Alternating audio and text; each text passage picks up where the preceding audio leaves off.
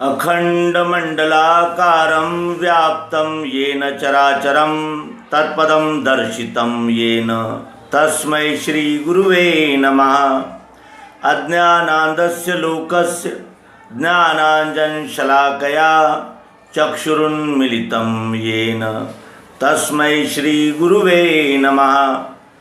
सर्वांग योग के सभी प्रेमी पाठक और हमारे सभी अध्यात्म विज्ञानी भाई, उसी तरह मुमुक्षु, जिज्ञासु और हमारे टीम के सभी सहयोगी सभी का समादर और स्वागत करते हुए आइए सर्वांग योग की जो यानी जिसे कहा जाएगा कि विशेष स्थल है उनका हम अवलोकन करें और उन यानी उपदेश में जो त्रुटियां हुई है या होती है उसको भी सुधारने का ये एक अवसर है जो हमारे चिंतन को यानी सही दिशा देगा और हमें भी ये समाधान देगा कि हम सर्वांग योग को आप तक सही ढंग से पहुंचा सके।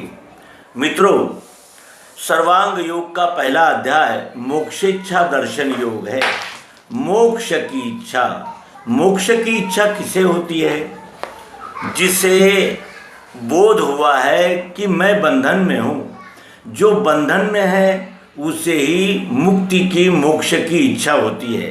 अन्यथा वो सोने के पिंजरे में जैसे एक तोते को बंद कर दिया जाए और उसको विभिन्न प्रकार के खाद्य और विभिन्न प्रकार के उसके देखभाल की जाए तो उसे अपने स्वतंत्रता और परतंत्रता में कोई फर्क नज़र नहीं आता। तो मुमुक्षु कौन है? जिसे मुक्ति की इच्छा है। और मुक्ति की इच्छा किसे होती है? जिसे पता चलता है कि मैं बंधन में हूँ। और बंधन कौन से है? किसने बांधा है हमें? हमें बांधा है अपने सांप्रदायिक अहंकार ने, हमें बांधा है व्यष्टि अहंकार ने।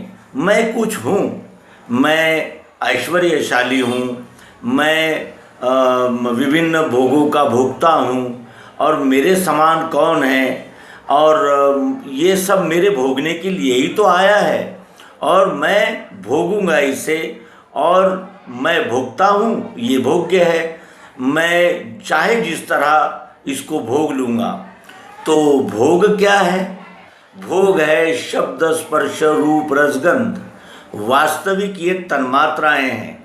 ये असीम है, अखंड है, अनंत है, सर्वत्र है। लेकिन उन्हीं शब्द, स्पर्श, रूप, रस, गंधों को जब हम अपने विषय बना लेते हैं तब वो हमें बांध देते हैं, यानी हमें जिसे कहा जाएगा कि बंदिस्त कर देते हैं। किस तरह बंदिस्त करते हैं? वो शब्द है, स्पर्श है, रूप है, रस है, गंध है। इन तन्मात्राओं की अधिकता, अधिक चाहत और मिले और मिले और मिले और इतना मिले कि हम तृप्त हो जाएं। लेकिन जिस तरह मृग तृष्णा तृप्त नहीं होती और जिस तरह वो कस्तूरी मृग को जो सुगंध की इच्छा होती है कि प्राप्त हो जाए, वो कभी पूरी नहीं होती। क्यों? क्योंकि उसी के नाभि में है और जिधर जिधर वो दौड़ता है वो कस्तूरी मृग, उधर उधर वो खुशबू चलती है। उसे लगता है कि अब मिल जाएगी, अब मिल जाएगी, अब मिल जाएगा, वो सुगंध खुशबू का स्रोत मिल जाएगा मुझे। इस आशा से वो भटकता रहता है। और उसे क्यों नहीं मिलती? क्योंकि उसी के पास तो रहती है। उसी तरह मनुष्य अपने अंदर न झांकते हुए उसका स्वस्वरूप जो है वो स्वयं ही आनंद, सच्चिदानंद स्वरूप रहते हुए भी वो इन शब्द, स्पर्श, रूप, रसगंध इनमें तृप्ति ढूंढता है, आनंद ढूंढता है। वास्तविक आनंद तो इसके अंदर ही है। जैसे दर्पण में हमारा मुख दिखता है तो हमें ऐसा लगता है कि हम वही है, लेकिन दर्पण में तो केवल छाया है। अगर हम न हो तो दर्पण क्या दिखाएगा? कुछ भी नहीं। उसी तरह शब्द, स्पर्श, रूप, रसगंध ये हमारी ही तन्मात्राएं, हमारा ही विस्तार और हमारा ही दृश्य स्वरूप रहने से ये हमें लालायित तो करता है और जब हम इसे भोगने की आशा से पा लेते हैं तो ये क्षणिक सुख दे सकता है, या ये कहिए कि क्षणिक सुख की आभास मिल सकता है, लेकिन सुख नहीं मिल सकता। क्योंकि जैसे रेतीले मैदान में वो प्यासा मृग दौड़ता है पानी की आशा से, और उसे वो जो रेत चमकती है उससे उसको ऐसा लगता है कि वो देखिए पानी का स्रोत, वो देखिए मिल गया अब मुझे, आगे आगे आगे आगे दौड़ता रहता है, और अंत में वो प्यास से व्याकुल होकर छटपटाता हुआ दम तोड़ देता है। उसी तरह ये शब्द स्पर्श रूप रसगंध, इनको भोगने की लालसा, अधिक की लालसा हमें ले डूबती है और हमें स्थायी तृप्ति और समाधान की प्राप्ति नहीं होने देती। उसके बाद हमारे पास में हमें बांधा है तीन गुणों ने ही इस आत्मा को अविनाशी, अचिंत्य, अज, स्थायी और नित्य आत्मा को इस शरीर में बंदिस्त करके रखा है। सत्वगुण, रजोगुण, तमोगुण, इन तीन गुणों ने ही, और ये गुणों के बंदी इस आत्मा ने शरीर धारण किया है। शरीर धारण करने का क्या कारण था? आत्मा तो स्वतंत्र है और चैतन्य स्वरूप है, इसे कोई बांध नहीं सकता, इसे कोई जला नहीं सकता, इसे कोई सुखा नहीं सकता, इसे कोई भिगा नहीं सकता। भगवान श्री कृष्ण जी गीता में स्पष्ट रूप से कहते हैं कि आत्मा ऐसा है कि इसे कोई मार नहीं सकता और ये किसी को नहीं मार सकता, ऐसा ये चैतन्य स्वरूप आत्मा है। तो फिर ये चैतन्य स्वरूप आत्मा शरीर में बंदिस्त कैसे हो गया? तो इसी लालसा से कि सुख मिलेगा, और वो सुख ये शब्द स्पर्श रूप रसगंध इन तन्मात्राओं को भोगने से मिलेगा। ये इस जीव का अंधापन, अज्ञान है, और इसी अज्ञान ने वासनाएं निर्माण की है, और वासनाओं के वजह से ये शरीर धारण करता है। शरीर धारण करता है तो कर्म करता है, कर्म करता है तो फलभोग आवश्यक हो जाते, फल भोग रहता है तो उसी को प्रारब्ध कहते हैं। और संस्कार और प्रारब्ध, प्रारब्ध और संस्कार, कर्म फल और कर्म, ऐसा ये दुष्चक्र इस आत्मा के पीछे इस वासना के योग से लगा है। वासनाएं कब क्षीण होती है? जब हम अपने निज रूप को जान लेते हैं। मायानंद ने अपना निज रूप लखा दिया। निज रूप अपने आप को ही जब हम जान लेते हैं तब ये पता चलता है कि मैं सच्चिदानंद स्वरूप हूँ, मैं स्वयं ही आनंद स्वरूप हूँ, मैं जिधर देखूँगा उधर आनंद है। केवल मुझे देखने की जो दृष्टि है वो भोग दृष्टि हटाकर योग दृष्टि का अवलंबन करना है। तो ये शब्द स्पर्श रूप रसगंध यही है वो जिसे योग दृष्टि से संत, महात्मा और विभूतियाँ, ब्रह्मर्षि, देवर्षि, ये सब इसे योग दृष्टि से इससे संयोग करते हैं।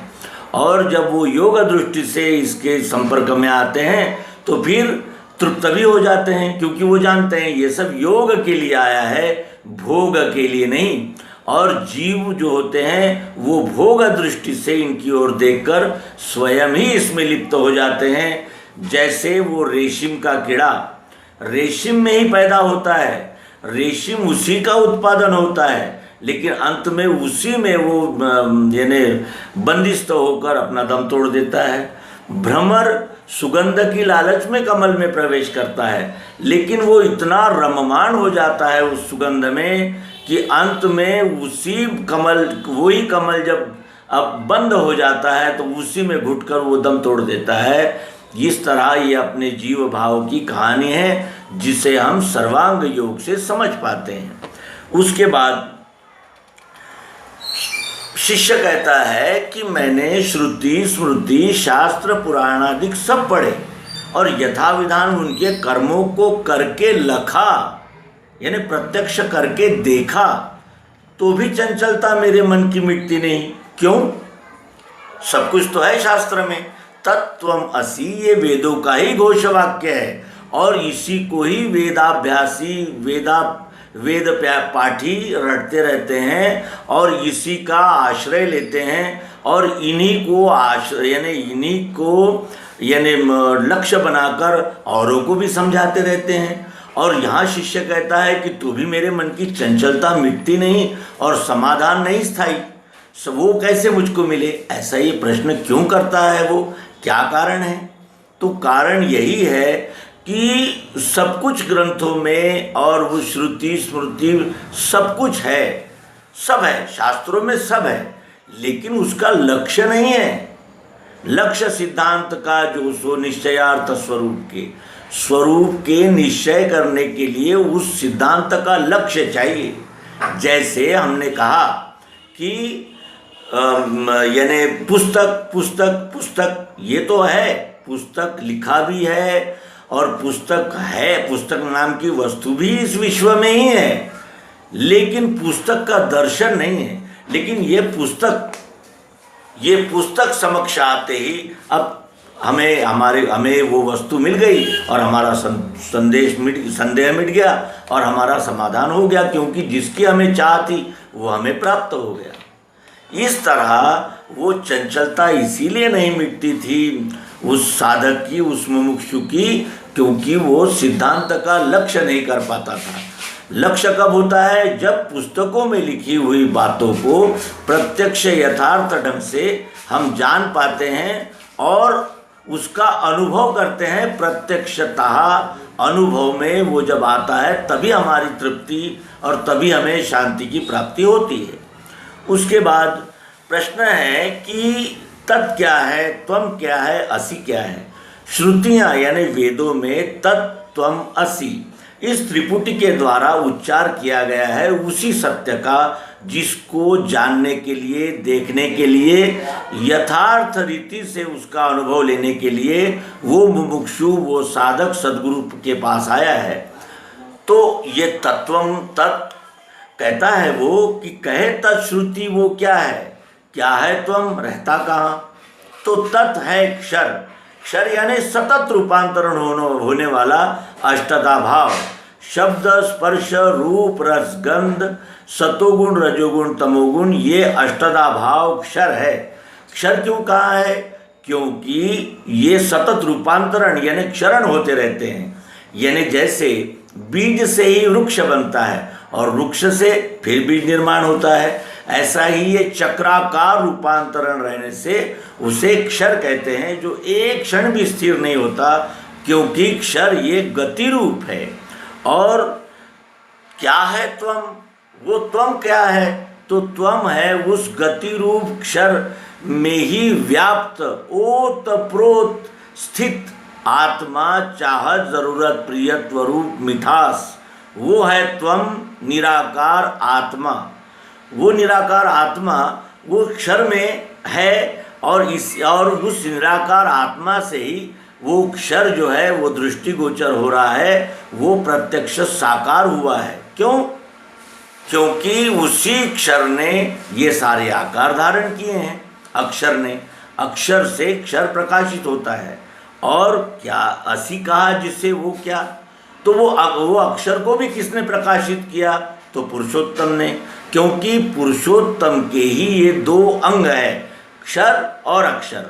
वस्तु का रूपांतरण होने वाला भाव क्षर और उसमें ओत प्रोत चाहत, जरूरत, प्रियत्व, रूप, स्थिति भाव वो है अक्षर।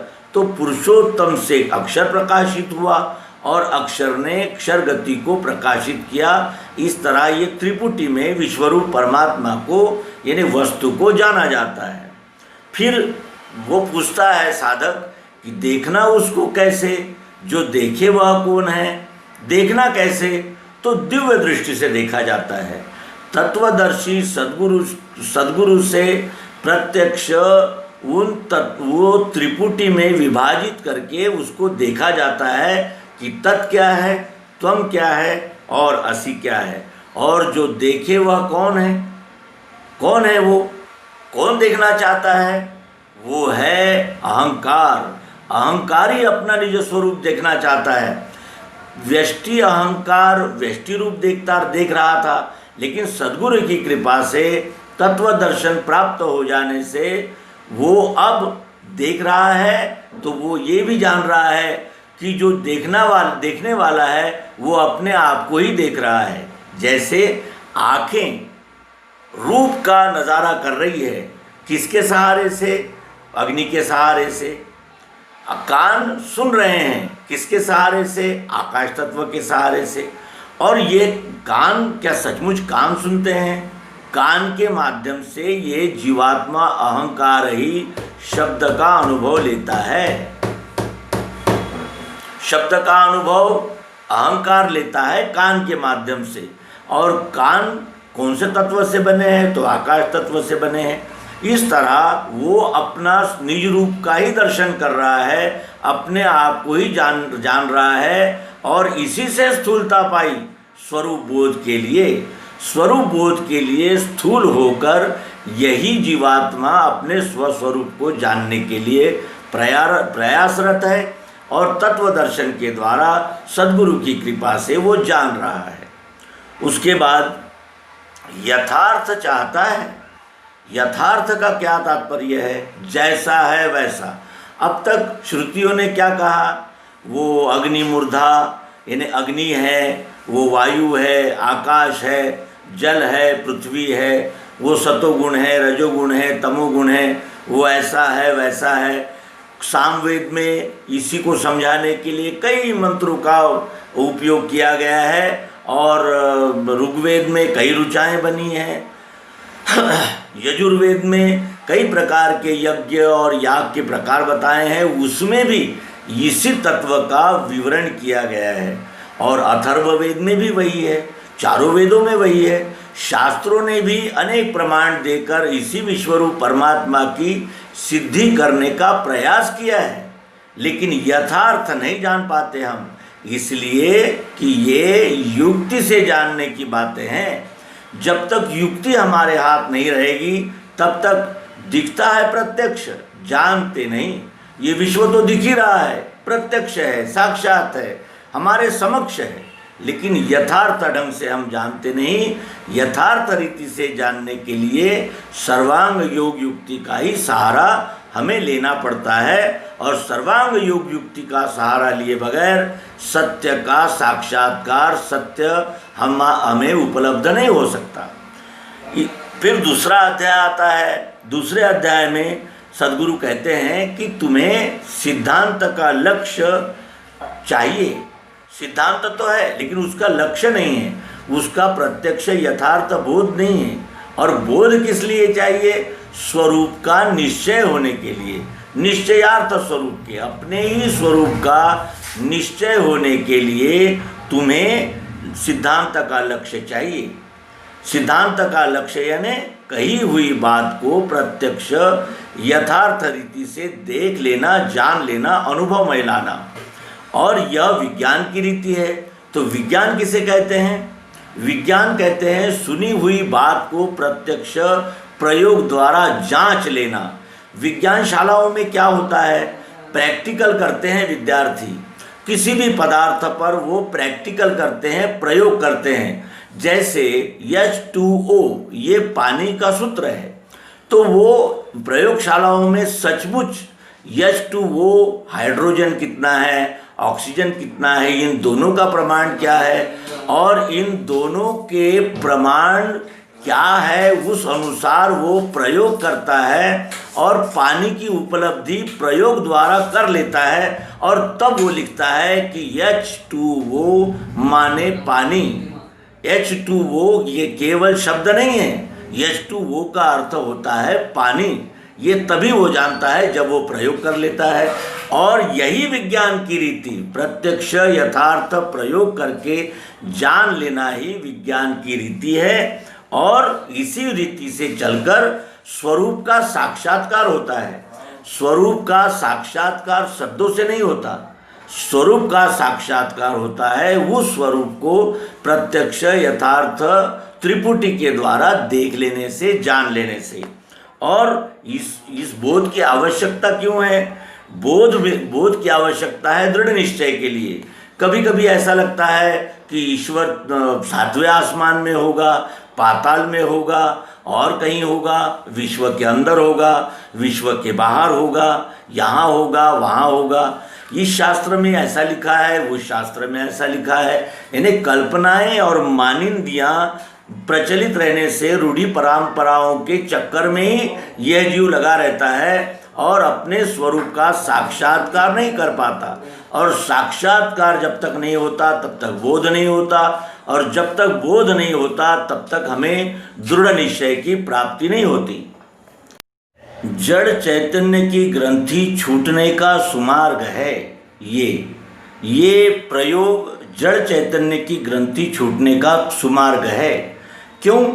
क्योंकि जड़ है और चेतन है, और इन्हीं जड़ और चेतनवाद में इस विश्व के बहुतांश पथ मत और संप्रदाय खड़े हुए हैं। कुछ लोग जड़ को मानते हैं, कुछ लोग चैतन्य को मानते हैं। तो इनकी ग्रंथि सद्गुरु छुड़ा देते हैं। इसका क्या तात्पर्य है? इसका तात्पर्य है कि जड़ यानी निर्जीव को मानते हैं लोग और सजीव को चेतन मानते हैं। लेकिन हमने प्रत्यक्ष प्रयोग में देखा था कि जब ये वस्तु उपयोग में नहीं रहती यानी क्रियाशील नहीं रहती तब वो जड़ होती है, और जैसे ही ये वस्तु क्रियाशील होती है, उपयोग में आती है, तो ये चेतन हो जाती है। तो जड़ क्या है? वस्तु का सुप्त सोया हुआ भाव जड़ है, और उसी वस्तु की क्रियाशील अवस्था ये चैतन्य कहलाती है, चेतन। और ये दोनों की ग्रंथि सद्गुरु छुड़ा देते हैं। सद्गुरु कहते हैं कि जो जड़ है वही चेतन है, और चेतन है वही जड़ है। व्यक्त और अव्यक्त दो माने अज्ञानी, लेकिन ज्ञानी जानता है कि ये दो नहीं है, वस्तुएं दो नहीं है। इसकी सोई अवस्था यानी जड़ है, और इसकी चैतन्य अवस्था यानी जागृत चेतन अवस्था है, यानी क्रियाशील अवस्था। इस तरह वो जड़ चेतन का भी यहाँ खुलासा हो जाता है। फिर ये जिसे कहा जाए कि प्रयोग में बताशे ही क्यों रखने को कहा है और कोई वस्तु क्यों नहीं? क्योंकि मधुरता का सहज बोध जैसे इस शक्कर नाम के पदार्थ में होता है वैसे अन्य किसी पदार्थ में नहीं होता। ये रसरूप पदार्थ है और ये मानव का अत्यंत प्रिय पदार्थ है, मिठास। और ये शक्कर ये सभी को प्यारी लगती है। जो भी इसे खाएगा उसे यानी एक प्रकार की प्रसन्नता और मधुरता का अनुभव होता है। इसलिए सद्गुरु यहाँ बताशे रखते हैं। क्या बताशे ही रखना आवश्यक है? क्या अन्य कोई वस्तु नहीं रखी जा सकती? क्या ये किताब नहीं रखी जा सकती? किताब में भी तो शब्द है, स्पर्श है, रूप है, रस है, गंध है, सत्वगुण है, अच्छी ही अच्छी है, सत्वगुण है, अच्छी बुरी है, रजोगुण है, और बुरी ही बुरी है, तमोगुण है। तो तीनों तो यहाँ भी है। फिर इसके अंदर में अस्तित्व, भातित्व और प्रियत्व है। क्या इसका अस्तित्व नहीं है? क्या ये दिखती नहीं है? भातित्व नहीं है? और क्या इसमें प्रियत्व नहीं है? और ये सभी मिलाकर तो पुस्तक बनी है। यानी ये प्रयोग बताशा इसलिए रखा गया है कि वो मधुर रस की प्राप्ति केवल यही इस वस्तु से हो सकती है। अन्यथा ये प्रयोग हम किसी भी वस्तु पर करके ये संपूर्ण यच्चावत सृष्टि, यच्चावत ये विश्वरूप इसी त्रिपुटी में विभक्त है। और ये त्रिपुटी में होने के बाद भी कल्पना से हमने इस विश्वरूप को जानने के लिए ही इस त्रिपुटी का विस्तार और इस त्रिपुटी की कल्पना की। अन्यथा वस्तु तो एक ही है, ये विश्व तो एक ही है। इसमें परिवर्तित होने वाला अक्षर भाव, इसमें जो अस्थिभाति प्रियत्व रूप अक्षर भाव, और इन दोनों भावों का लय इस विश्व में ही तो हो जाता है। अनंत आकारों प्रकारों में रहने से बुद्धि दिग्भ्रमित हो जाती है। उसी दिग्भ्रमित बुद्धि को एक दृष्टि देने के लिए सद्गुरु इस युक्ति के द्वारा हमें जागृत करते हैं और निर्देशित करते हैं कि ये भले ही अनंत आकार प्रकारों में दिख रहा है, लेकिन सब में एक ही तत्व ओत प्रोत व्याप्त है। इसका बोध हमें सद्गुरु इस प्रयोग के द्वारा देते हैं। इसके बाद सूक्ष्म दृष्टि से देखना बोध के लिए। सूक्ष्म दृष्टि क्या है? स्थूल दृष्टि से हमें अलग अलग दिखता है, लेकिन सूक्ष्म दृष्टि से सभी में एक ही तत्व का हमें परिचय होता है, अनुभव आता है, और वही सूक्ष्म दृष्टि है। किसी भी वस्तु को स्थूल दृष्टि से देखना होता है, केवल उसका रंग, रूप, आकार, इस दृष्टि से, और सूक्ष्म रूप से, जैसे इसका उदाहरण देखेंगे, ये हमारा स्थूल शरीर है, ये आपको दिख रहा है, लेकिन हम में जो कुछ ज्ञान, गुण, कर्म है जो सूक्ष्म है, उसे देखना पड़ता है। जो सहज दिख जाता है वो स्थूल है, लेकिन जो देखना पड़ता है वो सूक्ष्म है। और इस तरह यहाँ बोध के लिए देखना है सूक्ष्म दृष्टि से। और ये में बोध होते ही भ्रम है, मैंने मुक्ति है ब्रह्मजाल से। हृदय में बोध होते ही जो अनंत प्रकार के भ्रम इस विश्वरूप परमात्मा के विषय में है, उसका निराकरण हो जाता है। और इस तरह निज मूल स्वरूप का यथार्थ बोध होने के लिए वस्तु में त्रिपुटी देखी है कल्पना से। हमने अपनी कल्पना से वस्तु में त्रिपुटी की, वस्तु में त्रिपुटी देखी, किस लिए? यथार्थ बोध होने के लिए। ये सद्गुरु हमें यानी बोध देते हैं, कहते हैं। और ये इसलिए भी आवश्यक है कि वस्तु में तीन नहीं है, वस्तु एक ही है, केवल उसके तीन विभाग जानने के लिए किए जाते हैं। और इस तरह फिर इसमें रूपांतरण होता है, ये हमने पहले ही देख लिया किस तरह रूपांतरण होता है। तो कहने का आशय, अब ये पंचीकरण, ये शब्द आया है, इन 5 तत्वों से 25 हो जाते हैं। तो जैसे पृथ्वी है, पृथ्वी से भी 5 हो जाते हैं, जल से 5 होते हैं, अग्नि से 5 होते हैं, और वायु से 5 होते हैं, और आकाश से 5 होते हैं। तो इसका स्पष्ट विवरण हम अगले अंक में प्रस्तुत करेंगे। पंचीकरण कोष्टक के द्वारा हम 5 से 25 कैसे बनते हैं, इसका विस्तार से विचार करेंगे। और इस तरह यहाँ हम सर्वांग योग के द्वारा विश्वरूप परमात्मा का यथार्थ दर्शन कर रहे हैं। साम्यावस्था क्या है? इस वस्तु में शब्द, स्पर्श, रूप, रसगंध ये भी है, और सतोगुण, रजोगुण, तमोगुण है। इन 8 का जो लय स्थान है वो साम्यावस्था है। साम्यावस्था का अर्थ है इसमें शब्द, स्पर्श, रूप, रसगंध, सतोगुण, रजोगुण, तमोगुण, ये 8 है, लेकिन सुप्त अवस्था में है। जब हम इस पर प्रयोग करेंगे तब प्रकट होंगे। इसलिए इसको 8 का जो लय स्थान है, 8 जो इस वस्तु में है, उसको साम्यावस्था कहते हैं। और ये कहा है कपिल मुनि ने रचे हुए सांख्य शास्त्र में। इस तरह इस विराट का परिचय हमने लिया, और यहाँ इस निवेदन को समाप्त करते हैं। आशा है सभी शंकाओं का यथार्थ समाधान हो गया होगा, और आप सभी से प्रार्थना करते हैं कि आप भी प्रयोग द्वारा जानें। अब कोई भी वस्तु अपने आगे रखें, सद्गुरु ने दिखाए हुए मार्ग से, युक्ति से इसका यथार्थ प्रत्यक्ष बोध लें, और ये में बोध होते ही मुक्ति है ब्रह्मजाल से, ये कहते हुए इस अंक का समापन करेंगे। सद्गुरु भगवान की जय, विश्वरूप परमात्मा की जय।